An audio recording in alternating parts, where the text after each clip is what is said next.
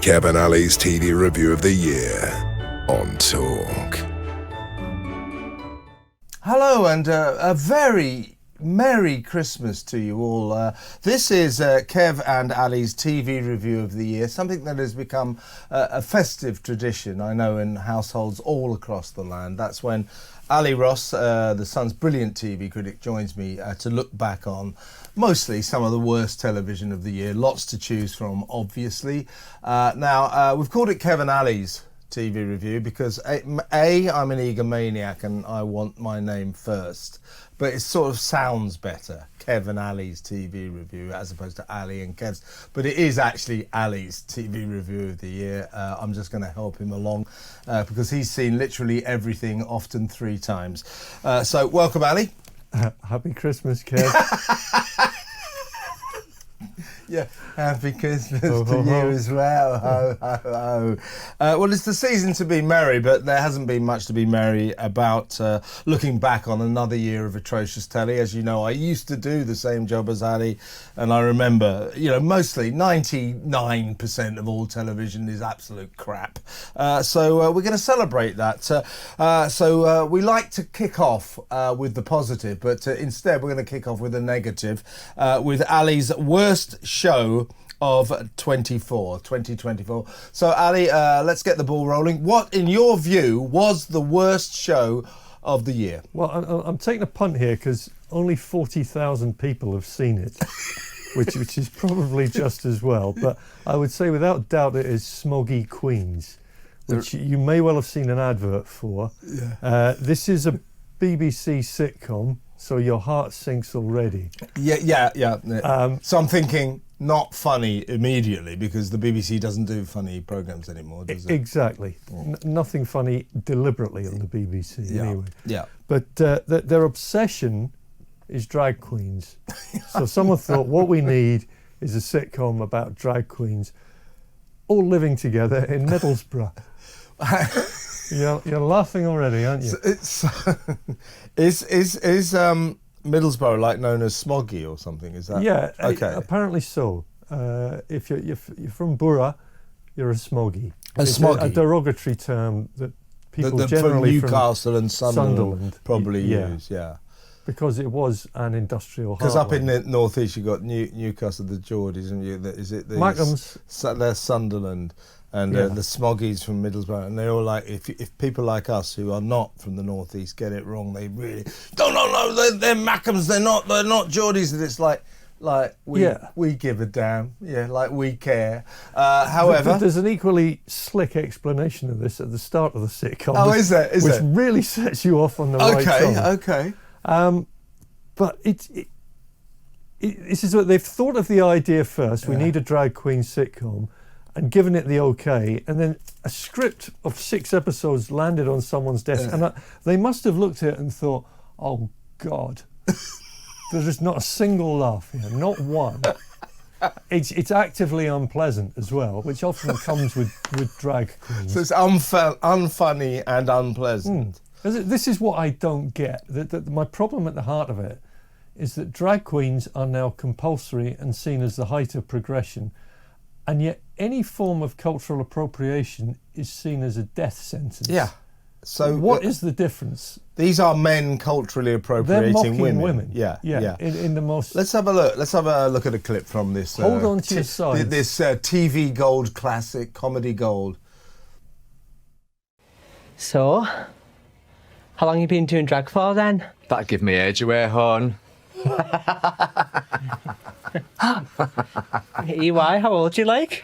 A lady never reveals her age. I do get loads of comments on how young I look, though. If you were to guess, Stuart, how old did you say I am? I'm not sure. Go on, Stuart, have a guess. I won't be offended. 38? Oh. Ends up breaking his nose. Ha. Well, because he said he's 38. 38, yeah. Is he supposed to look younger with his tash and his? It's part of the persona that he's massively insecure. Okay. Hence the fact. So they all live in the same house, the Smoggy Queens. It's a couple of them do. One of them just kind of the one who punches the other one just sort of visits, but they're all pretty much set in in the same house, and they go out and get drunk, and that's it.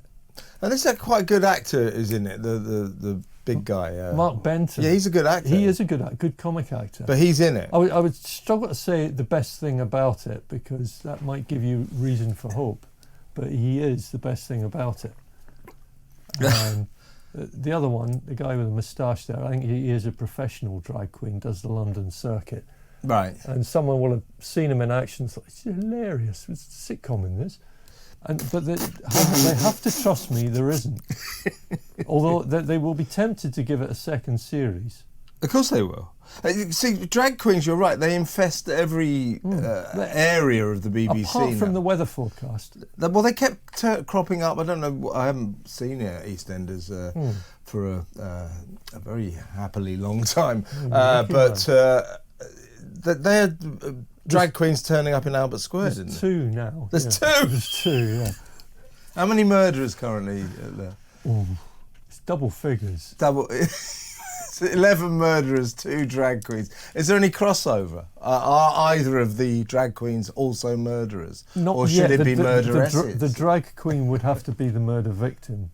Yeah, of course. They couldn't be a murderer. They're always... Strict rules of political correctness. Yeah. So we have to look up in BBC land, be it a comedy or a soap, or a documentary or RuPaul's Drag Race. The idea is that the audience look up to the drag queen. I will say this for... Like upskirting.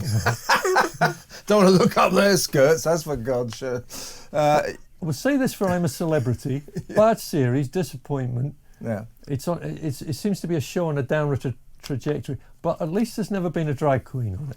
Yeah, no, exactly. It's a small thing to cling on to. But and now, Smoggy Queens, what was that? You mentioned that it attracted a huge 40,000 on the opening episode. And what is it on though? What channel is it on? BBC Three. BBC Three. 40,000 on the opening episode, and what on the second? 31,000 on the second. So 9,000 said that's enough at that. So at this rate, in 4 weeks? No audience left. I would imagine I am the only person in the country who isn't directly involved in the production that has seen all 6 It's episodes. actually watching it. So after you've got the cast and their sort of extended families, apart from them, you're the only person watching. I would imagine so. Rod Liddell had a crack at it in the Sunday Times, and he's from Middlesbrough. Yeah. But he only managed 4 episodes and then just gave up. Yeah. Kicking and screaming. So he would have watched it for the Middlesbrough reason to see if it was an authentic skin in the game, depiction of that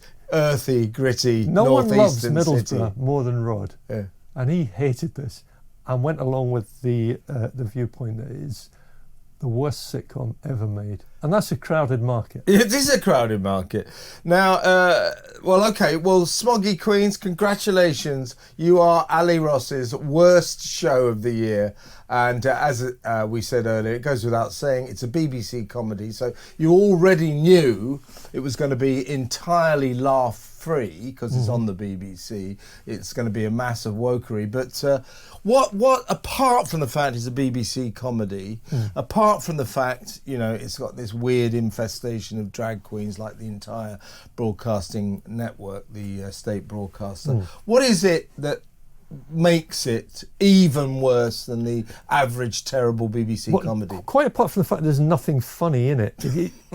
If you remember, a lot of them... like that clip's a bit of violence. Yeah, it's just violent, it's horrible. Really want it to just be a bear so I can just be honest. It's fair. Have you ever cheated? Yes. I've been cheated on, I've cheated. I think pretty much all of us have been in that situation. Can you put your hands up if you have cheated though? Just be honest. You told me you never have before.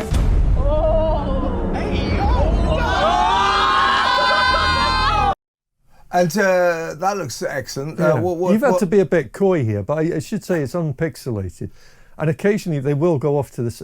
I've never seen such unrestrained rutting either on a dating show. So they go off to the sun lounges and start getting on, and at which point the camera has to veer away. You just hear the guys going, "He's rock solid."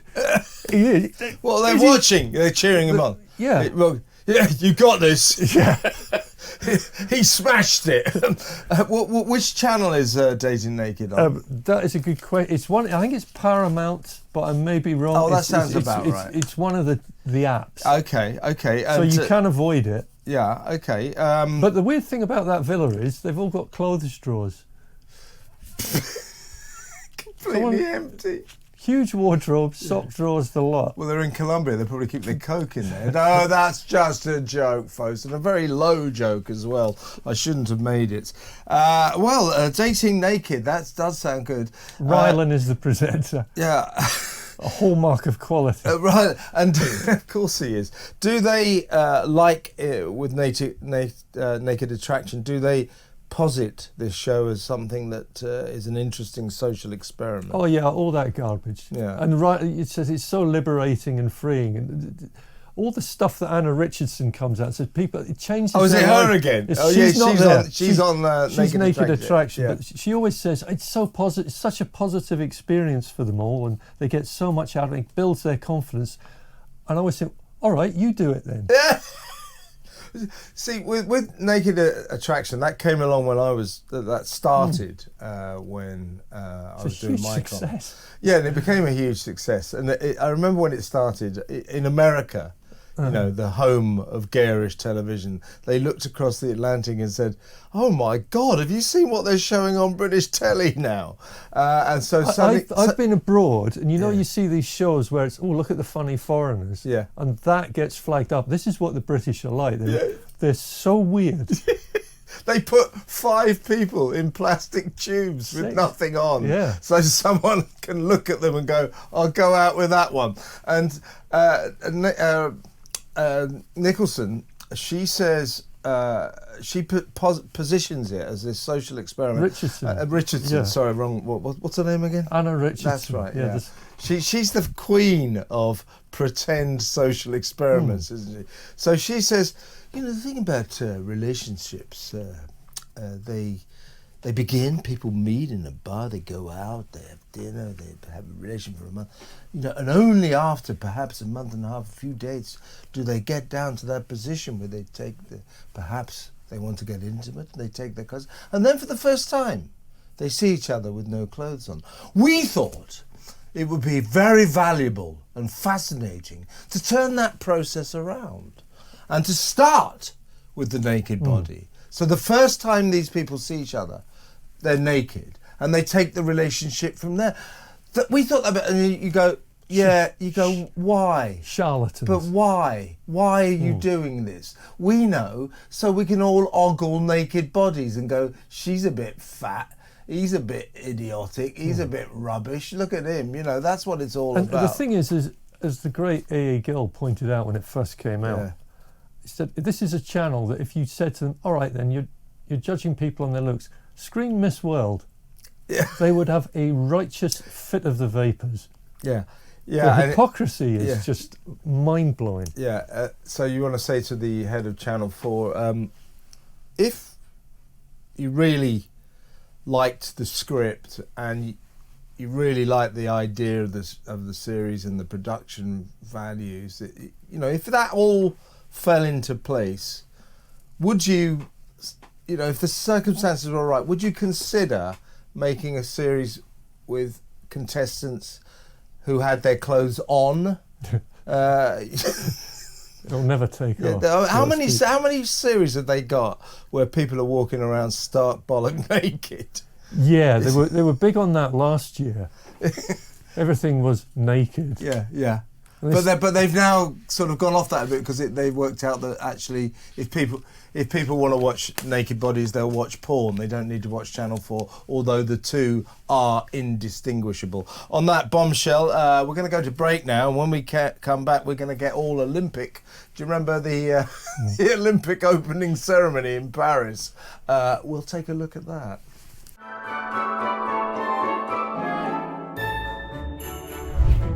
Kev and Ali's TV Review of the Year on Talk. One of the worst things of the year, which I did see for obvious reasons because it became rather a major news story, was the Paris Olympics opening ceremony. What the hell was that all about? This kind of avalanche of suffocating, idiotic wokery, wasn't it? It was designed specifically for you, Kev. Yeah! What will Kevin O'Sullivan not like? Look at this. Look at this. I mean, so the culmination of this wokery was the Last Supper. Yeah. Look at the drag queen Last Supper. Look at that. Of course. I saw 2 ball bags during that opening ceremony. 3 if you count Tom Hiddleston, who was in there somewhere as well. Yeah.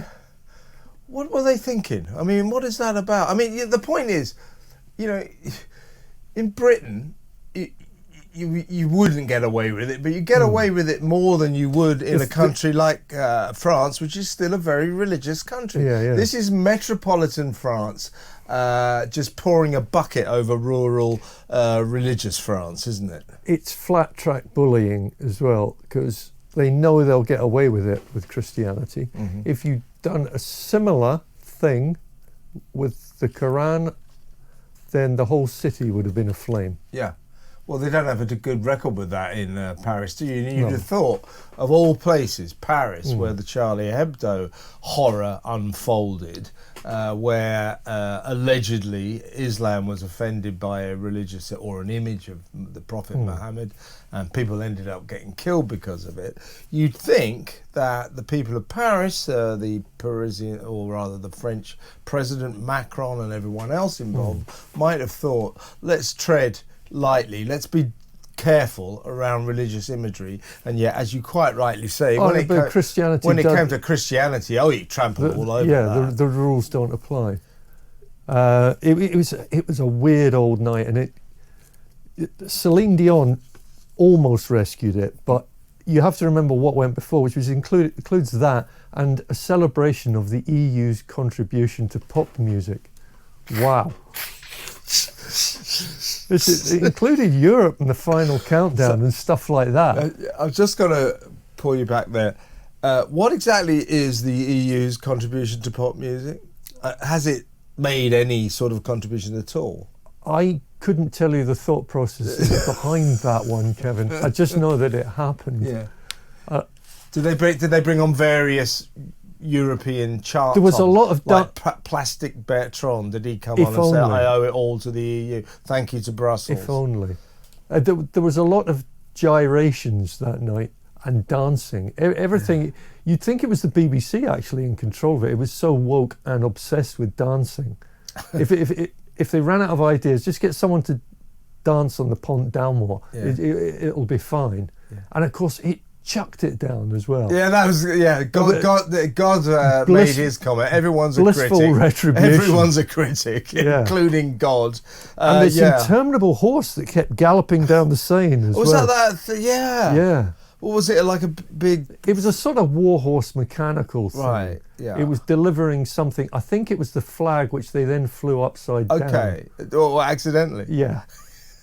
The French military got involved and suddenly the Olympic rings were the wrong way up. But do you know what that is? What I think the root of the problem here was that this was that idiot little Napoleon dwarf guy, Macron, right? Who so off on me. That he trying to show that France is a metropolitan, sophisticated country. You know, we too are very blasé about religious symbols because we're sophisticated. Well, actually, France isn't like that. No. Might be a little bit in Paris, but around the country it's not. So he's trying to sort of depict France as something it isn't. You know, you could take, say, Britain, which is a pretty godless country. That kind of stuff works. But he's trying to pretend that France is something that it isn't here. And of course, along the way, that ceremony offended Christians all over the world, but particularly in France. He was very lucky, in fact, that events at the Olympics and men in the women's boxing tournament, news stories overtook it, as it could have gained a lot of momentum, but suddenly we were thrown into a whole other controversy there. Yeah. But I remember when it happened, and you know, on Talk, our audience were furious. Yeah, quite rightly. Yeah, and you just think everyone can spot a bully. Yeah. Well, I've got an idea though for Olympic ceremonies. It's one of my many very good ideas. And indeed, you know, the World Cup opening ceremonies, and just stop doing them because they're rubbish. Every task I've gone into, I've given it 110%. Obviously, I've lost 4 tasks now. 4 tasks, 4 defeats. Yeah. You're not jack of all trades, are you? Not at all. No. I'm embarrassed by that. Like, I obviously don't want to be losing. I'm a born winner. I want to win everything I get given. What about you? It's the same for you, isn't it? Yep. Yeah. Lord Sugar, can I just say, I know I've given a lot to this task. I'm embarrassed of how the task has turned out. Why do you think he brought you in? Because of the argument over the surfboard? I think so, because I called him out on the surfboard interfering, and I know the truth behind that. More, I jumped in on the negotiation because I didn't have trust Jack, in it. Okay, I yeah, didn't jump in on anyone else. The problem with The Apprentice is that it's like why the X Factor died. It's why I think Britain's Got Talent's in trouble. All of these shows that used to prosper back in the noughties are now being constrained by the suffocating requirements of wokery. And so someone like the whole thing about The Apprentice was based around Alan Sugar destroying these wannabe morons. And remember the interview, the penultimate interview episode was always brilliant. It was a bloodbath with Claude Littner just suddenly destroying. Now they don't do it. Well, 2023, a few of the women left in tears from Linda Plant. That's I think what you want. Yeah, it was a scorched earth policy. Yeah. And then this year they were making supportive noise and no one cried. And you thought, you've destroyed your USP there, because that was always the best episode. Yeah. I mean, so Lord Sugar, for all his faults, he was a good acerbic character. Brilliant. And the sort of format was, these puffed up little boasters with not much to back up their belief in their own talent, because they haven't really got any talent. So, but they let them sort of jog along, glorifying themselves, and then in comes Sugar and just says, basically, you're an arsehole. You're rubbish. You're a useless idiot. Get out of here. And those are the magic moments. But now you don't get those magic moments. Well, it has moments. Right. Like that. That wasn't bad. It came down this year to Rachel versus Phil, and it was Pilates classes. Yeah. Or the pie man from Pilates versus pies. There is a great moment when Raj at the final thing says, "Well, I've come up with a perfect slogan for you: fill my pie." You see him, his dreams fading at that moment. Fill my pie. They're fantastically useless, aren't they? Yeah. But hang on. So the final was between Phil the Pie Man, from Bognor Regis, and the gym girl. And what was the gym girl called? Rachel. Rachel won. She wanted it all. She has a northeast of England Pilates empire. She's got 2 gyms. 2 gyms, yeah. Right, and his lordship could see potential there. Well, more than the pies. Well, the pies sound quite good. Yeah. Well, why did Phil not sort of succeed at the final hurdle? Well, his pitch to the business leaders wasn't great. The opening line was, "Let me take you back to 1933, Bognor Regis." Ooh, will you? Do you mind if I don't come on that journey with you? What a magic carpet ride this is going to be. Oh, Bognor 33. Oh, just so it's like some magic in the air, the summer wasn't of '69, one of these iconic years in California. You could sense him losing his audience at that point. Yeah. Let me take you back to Bognor 1933. Yeah, it's much the same. And was that when the pie company started? Yeah. Really? Yeah. So Phil Turner, is it? By the way, so it's been in Phil his family Turner ever since. Yeah. So when you're forming a company, it's a good idea to come up with a kind of catchy name, something that's relevant, but kind of clever. So I admire Phil's family. They came up with this name for their company, Turner's Pies. Yeah. It's good, isn't it? Yeah. It does what it says on the tin. It's not messing about. Turner's Pies. No one else involved in this. But you see, you'd think a pie company might be in the north somewhere, but no, Bognor Regis, Royal Town on the south coast. Yeah, maybe that's the issue. Southern pies just Yeah. So do you think that what was the name again? The winner, Rachel. Yeah. Soon they forget. Yeah, it's just lodged in my mind. Do you think she was the deserved winner with her Pilates empire from the northeast? I'm not sure that there was one, Kevin, a deserved winner. Yeah. They used to have dreams and aspirations and huge plans in the opening series. Yeah. They were going to take over the city and the world, and now it's a pie shop in Bognor Regis. Yeah. But it's like 250 grand as 250 grand as well as anachronistic. It's like, how you got any more? You got any more money? That's not much. That won't cover the advertising budget for the first 6 months. Exactly right. Well, well done to Rachel. Sorry you didn't win Pie Man Phil. We're going to go to break again now, and when we come back, it's time for BGT, Britain's Got Talent.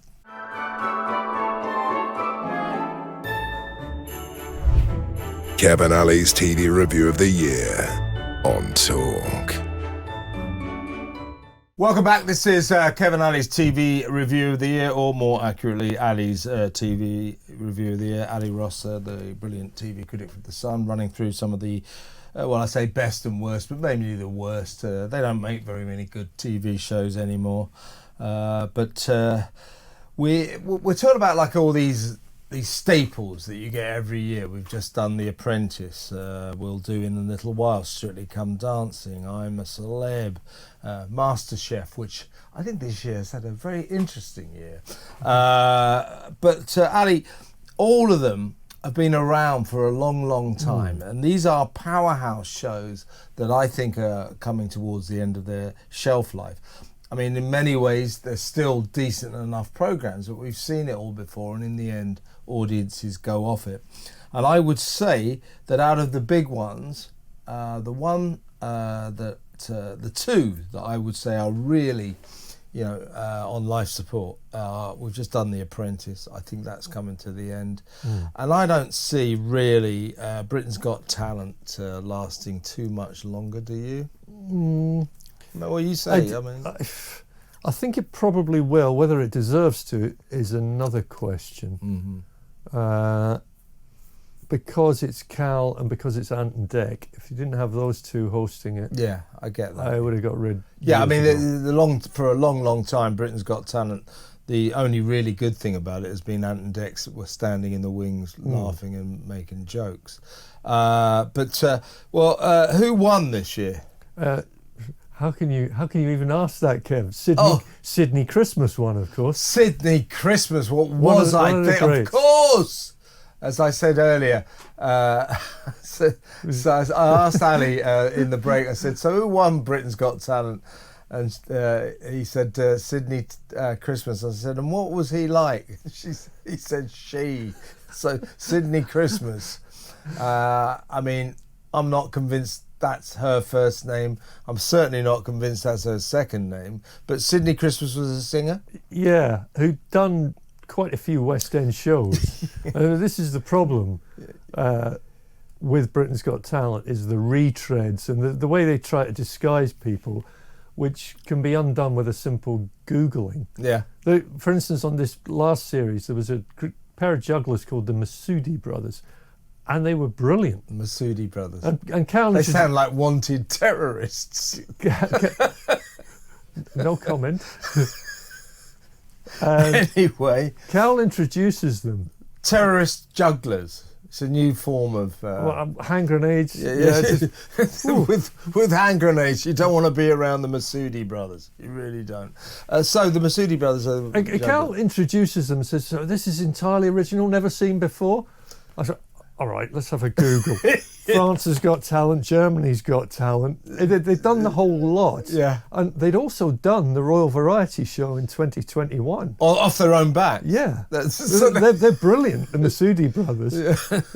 Cracking out. But they've already won the prize. They've been on the flipping Royal Variety Show. So what are they doing on here just to make up the numbers. Well, the X Factor and indeed Britain's Got Talent, but one of the cornerstones of those shows were the queues of people queuing up to display their talent, to go to the auditions, right?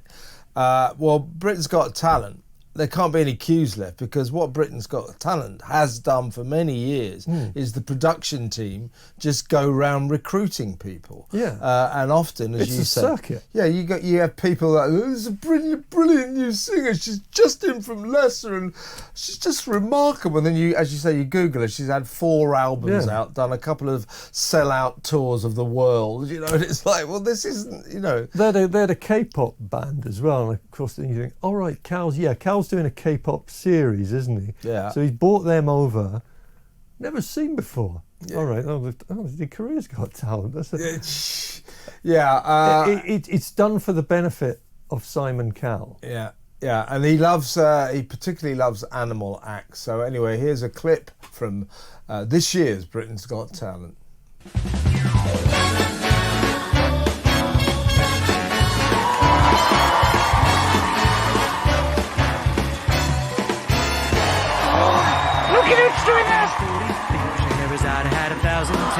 Oh my God, that dog is Up your sleep, you got a brain of magic never fails. You got some power in your corner now, some heavy ammunition in your cage. You got some eyes, yeah, who and how? See all you gotta do is get that.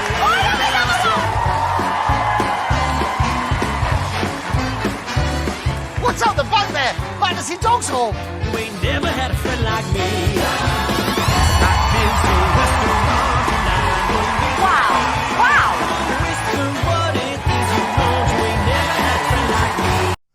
So who was that? He doesn't know. A couple of dogs. Yeah, but I mean, she should have won. That was a great act. But the thing is, you didn't see the Masudi brothers.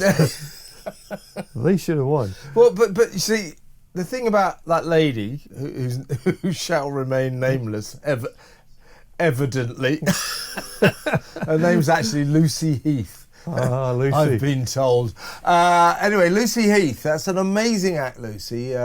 You've obviously trained those dogs for a long, long time, but I really think you ought to get out a bit more. I'm glad you said that. Yeah, dog acts. Yeah, but Cal loves them, doesn't he? He does. Every time a dog comes, a cow. Yeah. So he's been sitting there on that panel for, what is it now, 20 years or something? Yeah. Grinning every time a dog act comes on.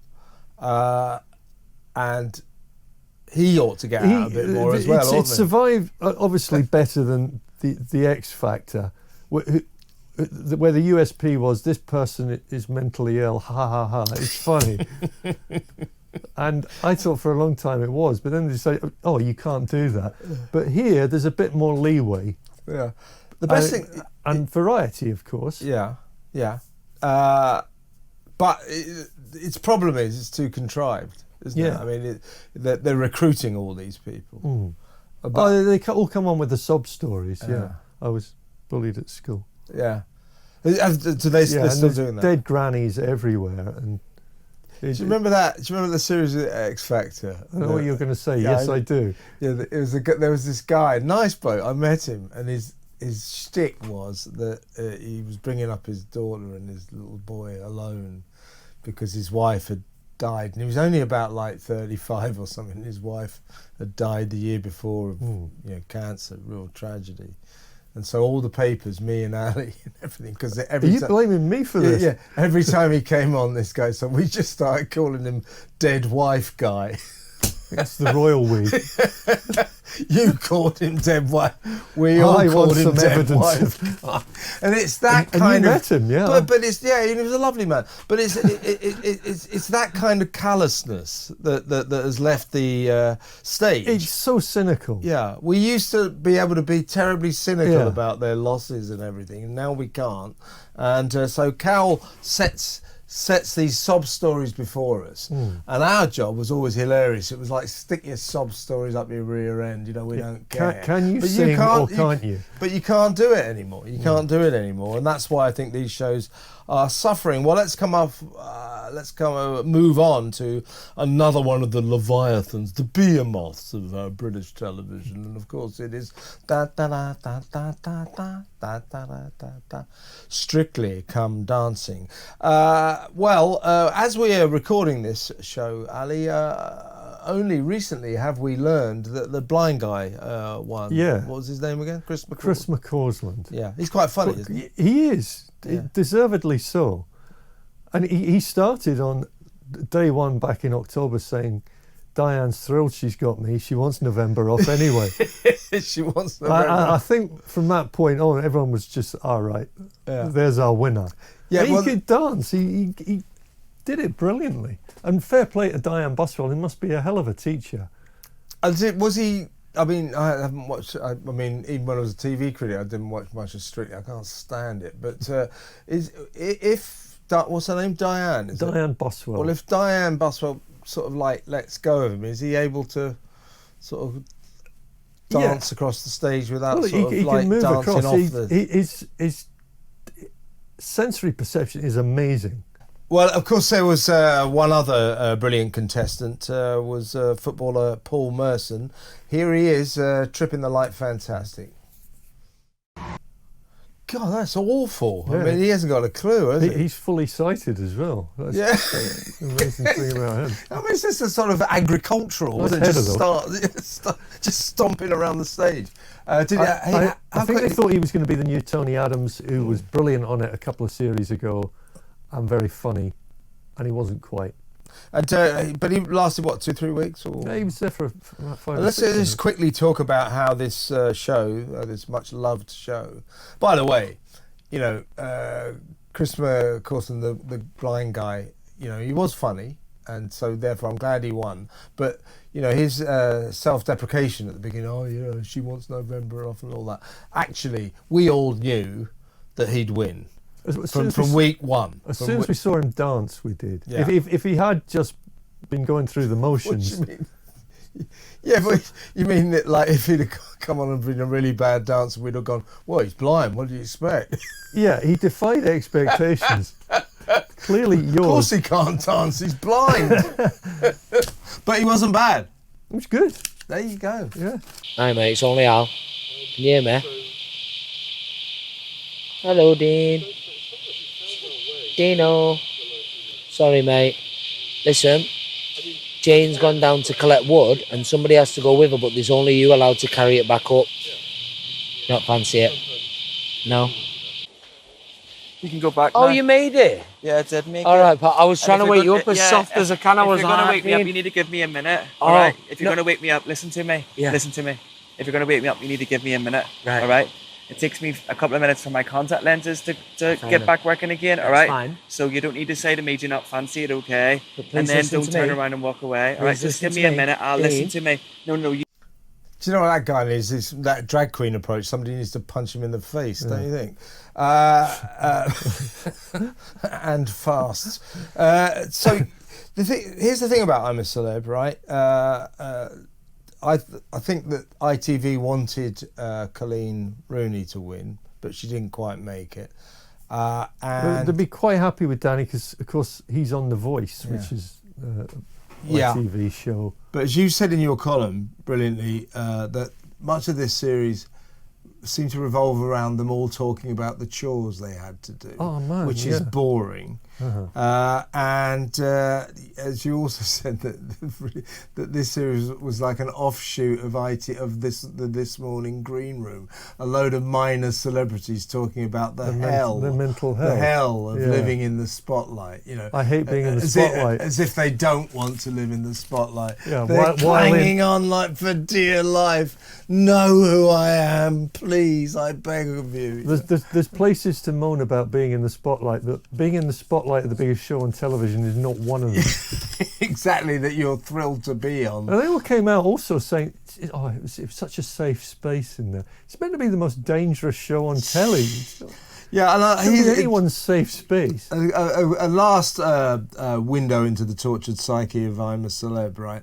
So our friend Jane Moore was in there, brilliant columnist on The Sun, and obviously Loose Women star, and Ali, a good old journalist. Ali and I have known her for many years. She's a great girl, eminently sensible, very intelligent, and so on and so forth, and therefore was never going to do very well in I'm a Celeb because she's too intelligent, too sensible. As she describes herself, tough as old boot. Jane Moore is the person you want next to you in the trench. Yeah. But for a disposable show like that, she's If you want to do badly in I'm a Celeb, be sensible, intelligent, hardworking, and prepared to do the tasks stoically. Yeah. So to win. Jane Moore is going to cry for no one. Yeah, exactly. And bemoan her lot. To win, you've got to be an idiot, and you've got to completely wimp out on all the tasks. So there you go. That's how to win. Listen, when we come back, we're going to talk about. I think all these programmes have had, shall we say, checkered years. We're going to talk about a programme that hasn't put a foot wrong. It's been a another brilliant year for MasterChef, and its absolutely spotless star Greg Wallace. We'll talk about that next.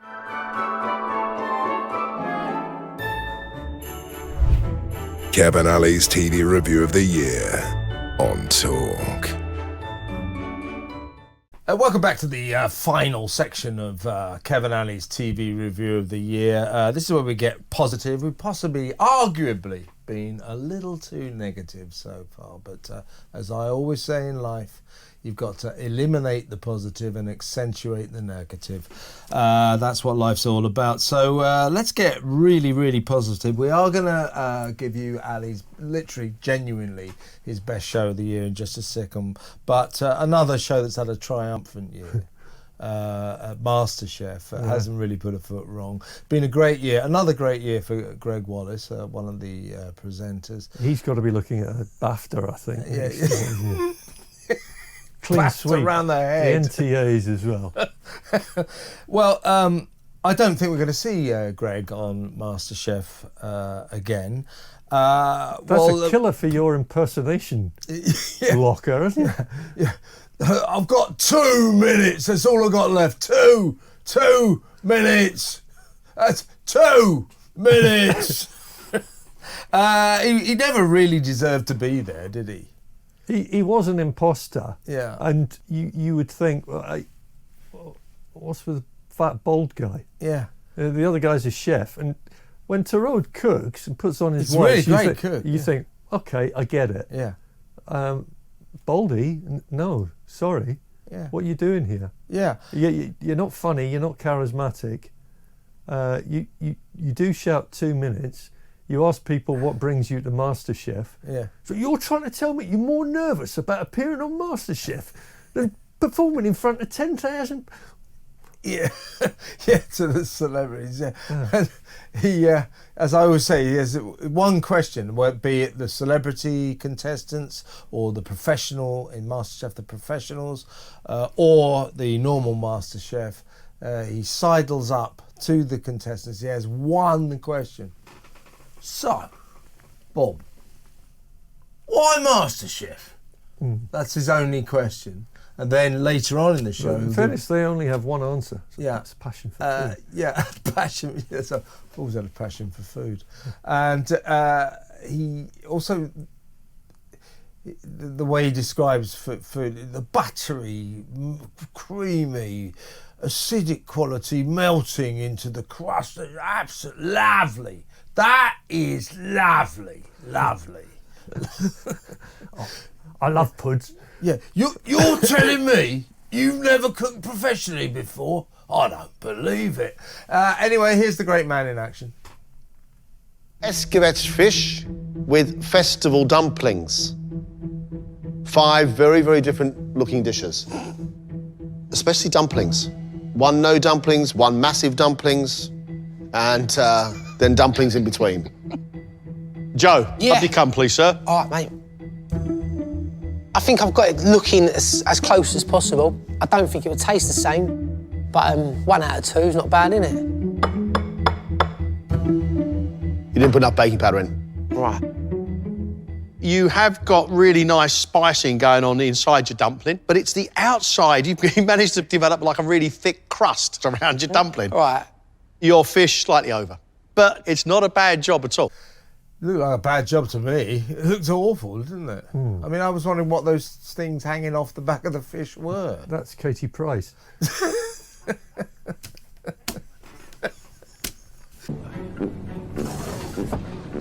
Hey, what is that?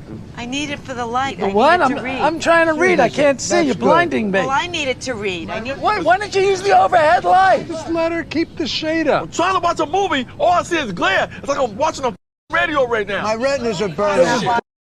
This is Cheryl and I want it open. It's a community shade. She doesn't own that shade. Go yourself, Larry. Well, take a vote. Go back to jail, Larry. I vote with that. You might vote. Basically, Larry David is one of the most successful comedy producers in Hollywood history. But he stepped out of the woodwork. He used to be a stand-up, didn't he? And not particularly successful stand-up in the 70s. And Jerry Seinfeld said that the problem with Larry David as a stand-up is every time he got heckled, he couldn't just let it go. He would just like argue with the person forever, and then end up kind of really insulting. So he builds him into Seinfeld, not played by himself, George Costanza, and but then. It's such a tricky thing to explain. He's playing an exaggerated version of himself in Curb. Thank you very much, Ali. I've been Kevin O'Sullivan. He's been Ali Ross. You've been an amazing audience. Thank you very much for what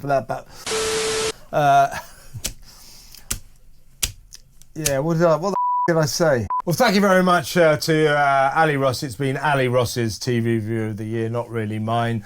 He's been amazing. I've been mediocre. You've been amazing. And I'd like to wish you all we would, wouldn't we, Ali? We'd like to wish everyone a very, very happy Christmas and a very happy New Year, right? Yeah, we're going to sing now. Yeah. No. Bye.